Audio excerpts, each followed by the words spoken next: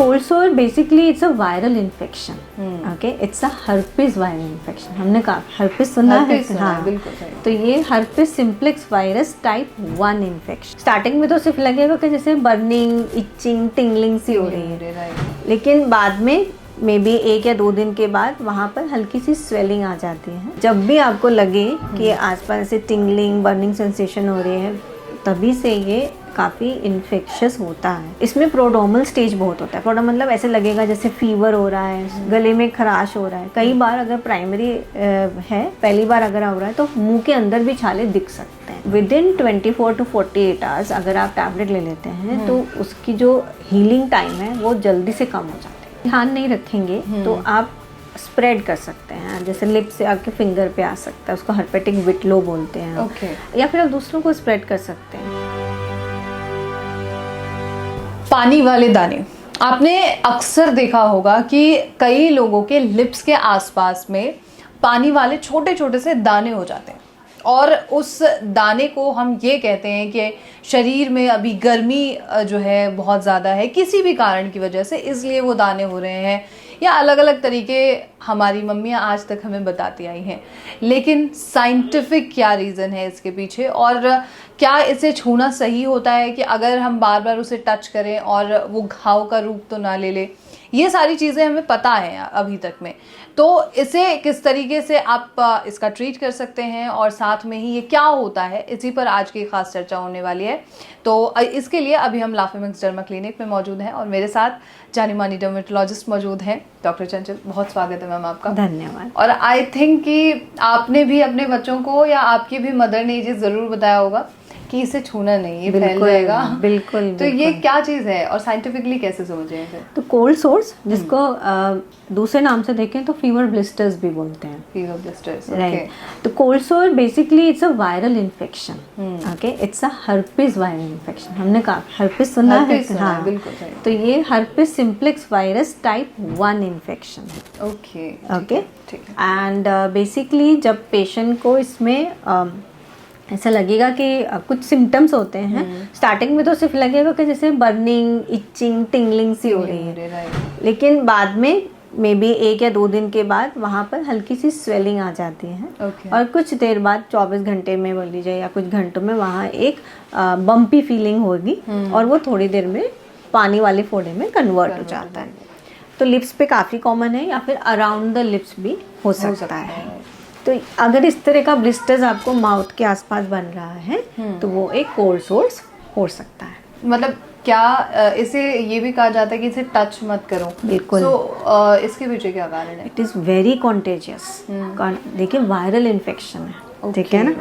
जैसे जब भी आपको लगे कि आसपास से टिंगलिंग, बर्निंग सेंसेशन हो रही है, तभी से ये काफ़ी इन्फेक्शियस होता है. सो हमें टच करेंगे तो हमारे फिंगर से हम कहीं दूसरों को लग सकता है. ठीक है ना. इनफेक्ट ये सलाइवा में भी होता है. तो आप शेयर नहीं करोगे सेम यूटेंसिल्स. हाँ, नहीं तो आपसे दूसरों को लग सकता है. तो इसलिए मम्मी को जो बोलते हैं ना, पुरानी चीज़ों को ध्यान रखना चाहिए. अगर मम्मी हमें बोल रही है उसे टच नहीं करना है, और यू नो, तो दैट मीन्स उसमें कोई कारण हो सकता है उसके पीछे. जरूर सही है. लेकिन हमारी मम्मी हमें ये नहीं बताती कि क्यों नहीं टच करना उसको. क्योंकि वो उनकी मम्मी ने बताया.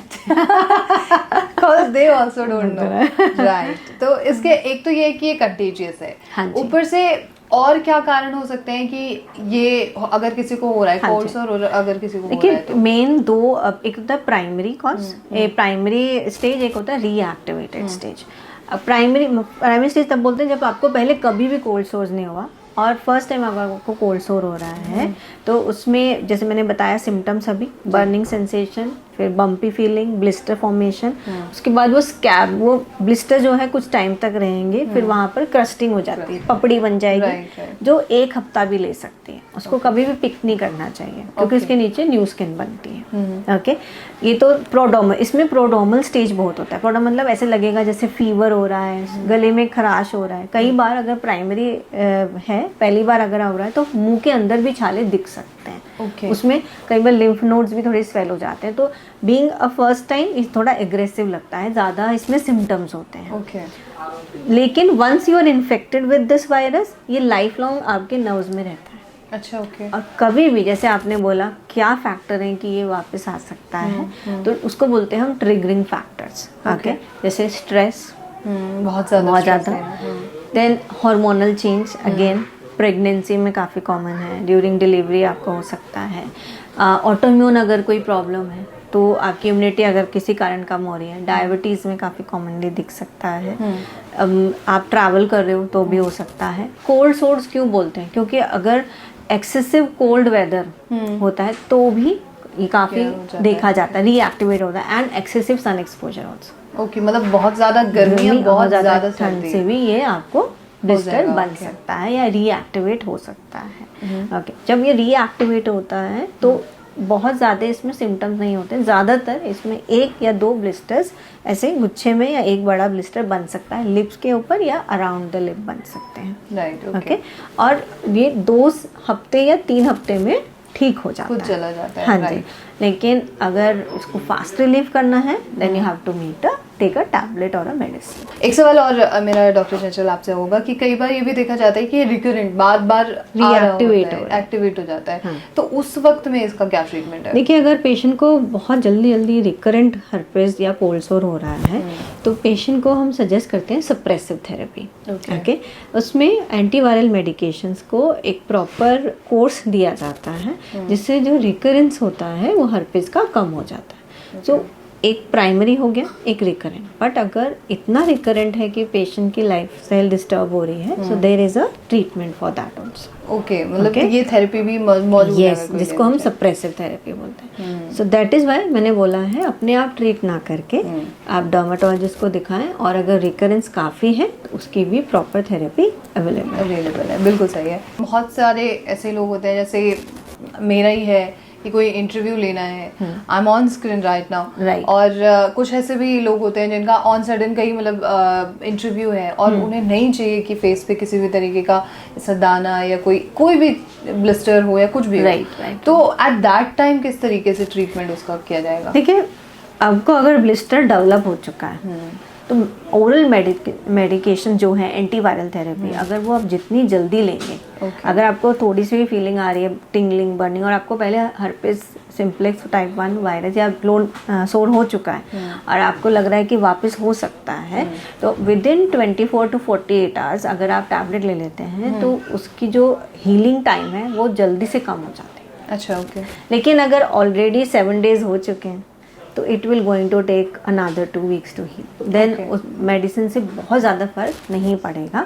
ये है कि आपके जो सिम्टम्स हैं, पेन, बर्निंग, वो आपके जल्दी ठीक हो जाएंगे। अच्छा, बट हीलिंग टाइम उतना ही लेगा। लेकिन अगर आपने इनिशियल स्टेज पे मेडिसिन ले ली एंटीवायरल थेरेपी तो हीलिंग टाइम काफ़ी शॉर्ट हो जाता है। ओके। तो अगर आपको थोड़ा सा भी सिम्टम लग रहा है तो आप अपने डर्मेटोलॉजिस्ट से चेक करा सकते हैं कि ये नॉर्मल अल्सर है या कोल्ड सोर है, और आपकी कोई मीटिंग आने वाली है तो अगर वो कोल्ड सोर है तो आप इमीडिएटली अगर एंटीवायरल देंगे तो वो जल्दी से ठीक हो सकता है। हाँ, इसका क्या ये किसी डेंजरस रूप में भी आ सकता है? मतलब डेंजरस रूप इन है कि अगर आप ध्यान नहीं रखेंगे तो आप स्प्रेड कर सकते हैं, जैसे लिप से आपके फिंगर पे आ सकता है, उसको हर्पेटिक विटलो बोलते हैं। Okay. या फिर आप दूसरों को स्प्रेड कर सकते हैं। That is as such face पे अगर बैक्टीरियल इन्फेक्शन हो जाए, अगर आपने ध्यान नहीं दिया, उसके ऊपर आप कहीं ऐसी जगह गए कि बट तो वो बैक्टीरियल इन्फेक्शन उसके ऊपर सेकेंडरी इन्फेक्शन की तरह हो सकता है। And so that is the main, otherwise ये बहुत लोकलाइज्ड रहता है। ओके, मतलब सिर्फ लिप्स के, ज़्यादातर लिप्स के ऊपर ही रहता है। मतलब एज सच कोई डेंजरस चीज नहीं है, बट कॉन्टेजियस, आप दूसरों को दे सकते हैं। It is as well as वो पेनफुल होता है अगर हम टच करें। यस, पेनफुल, स्वेलिंग रहती है वहाँ पर, so because it's on the face quite visible and it is painful as well. Plus crust भी उसमें ऐसी पपड़ी बन जाती है, 7 दिन लेती है उस पपड़ी उतरने में। बिल्कुल सही है। काफी सारे लोग इससे बचने के लिए मेडिसिन ले लेते हैं, कहीं भी केमिस्ट के पास गए, any type of medicine, right. तो वो कितना सही होता है? हाँ, सो नहीं, कई बार क्या है, आप हो सकता है आपको जब आप मेडिसिन ले रहे हैं बाहर से, ओटी से या फार्मेसी से, हो सकता है वो आपको इसमें स्टेरॉइड दे दें या कुछ ऐसा, तो उससे ये बढ़ सकता है। ठीक है ना, स्टेरॉइड से बढ़ सकता है। तो नॉर्मली एंटीवायरल क्रीम्स होती हैं वो इसके लिए ज़्यादा इफ़ेक्टिव होते हैं। सो बेटर है अगर आपको कोल्ड सोर हो रहा है या कोई भी आपको अल्सर्स हो रहे हैं तो आप डर्मेटोलॉजिस्ट को या दिखाएं या फिजिशियन को दिखाएं ताकि आप उसका प्रॉपर ट्रीटमेंट ले ट्रीटमेंट कर सकें। सकें। ये नहीं आपको पता है कि मुझे पहले कोल्ड सोर हुआ है तो ये तो चलो ठीक हो ही जाएगा, बिल्कुल सही। राइट। आप श्योर शॉट है कि ये पहले जैसा ही कोल्ड सोर है तो आप आपको आइडिया होगा, लेकिन अगर नहीं है so meet a dermatologist and treat it, right, true. Thank you so much doctor Chanchal for this thanks information. तो ये थी पूरी जानकारी अबाउट कोल्ड सोर, और अगर आपके मन में कोई सवाल हो इसके ट्रीटमेंट को लेकर खास तौर पे तो वो आप हमसे ज़रूर साझा कर सकते हैं, और ऐसी तमाम खबरों के लिए आप नेचुरल खबर के साथ बने रहिए।